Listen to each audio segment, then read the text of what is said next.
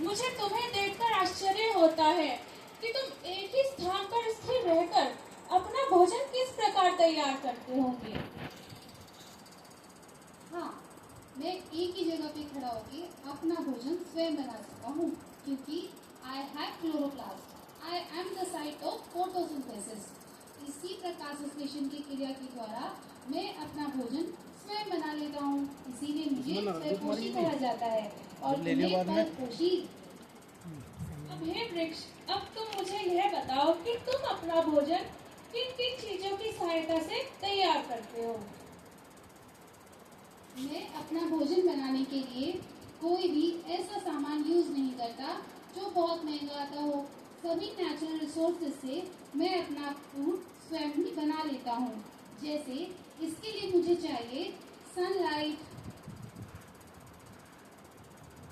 मैं सनलाइट हूँ और मैं पौधों के लिए बहुत आवश्यक हूँ। Hey, I'm chlorophyll. I'm responsible for the green colors in plant.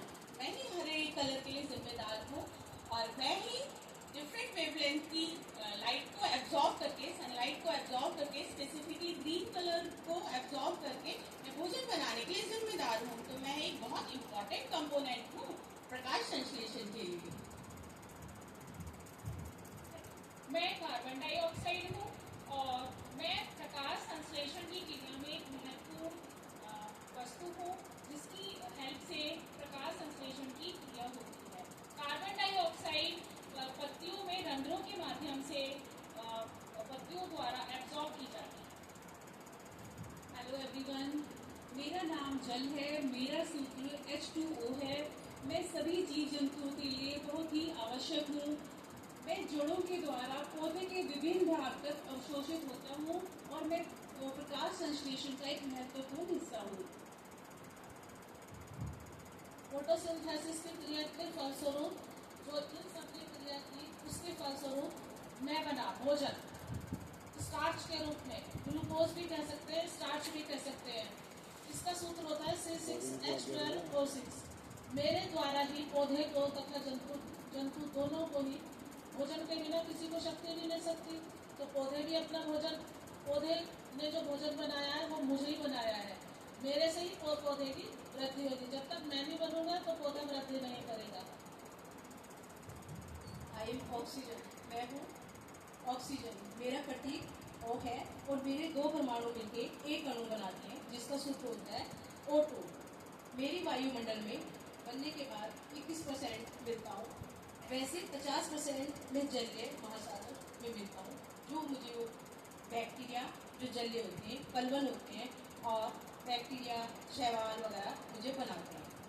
मैं उन्हें आपको ऐसे नहीं दिखाई देता नग्न आंखों से, लेकिन 50% मेरे महासागर में मिलता हूँ।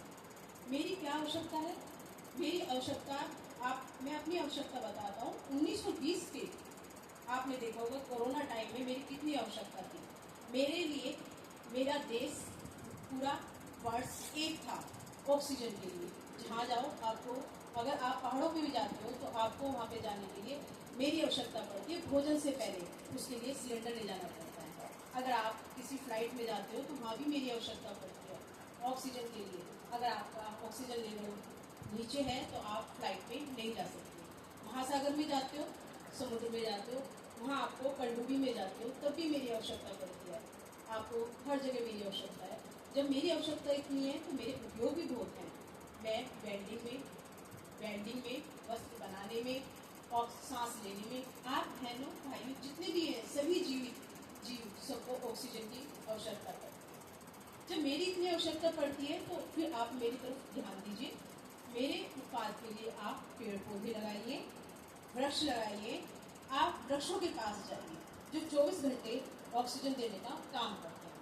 सबसे पहले आप अगर पेड़ पौधे लगाने चाहते हैं तो एक पीपल का पेड़ लगा लीजिए, जो आपको 24 घंटे में 22 घंटे आपको ऑक्सीजन प्रोड्यूस करता है। आप पीपल नहीं लगा सकते, गाँव में जा सकते हो, बरगद के पास जा सकते हो, वो आपको बहुत सारे ऑक्सीजन देते रहते हैं। फिर कहते हो वहाँ भी नहीं जाएंगे, गाँव में नीम का पेड़ मिल जाएगा, आप वहाँ पे जाइए, औषधीय पौधा है, आपको दवाई भी देगा, ऑक्सीजन भी देगा। फिर कहते हो आप हमारे पास गाँव नहीं जाते, शहर में रहते हैं, मकान बड़े नहीं हैं, पौधों के पास नहीं जा सकते, सफाई हो रही है, इस कटान को रोकी और पेड़ पौधे लगाइए। फ्लैट में आ गए आप, फिर भी कहते हो हम पेड़ पौधे कैसे लगाएं? आप तुलसा जी तो लगा सकते हो ना। तुलसा जी एक पूजनीय पौधा है कुछ लोगों के लिए, लेकिन जो नहीं पूजते उनके लिए ऑक्सीजन का काम करता है। आप ये तो अपने बेडरूम में भी रख सकते हो, तो आप इस तरफ ध्यान दें, ये आपकी आवश्यकता है।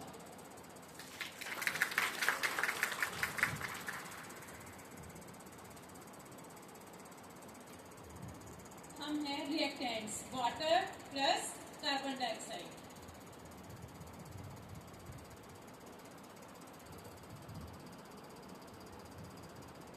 हम हैं उत्पाद।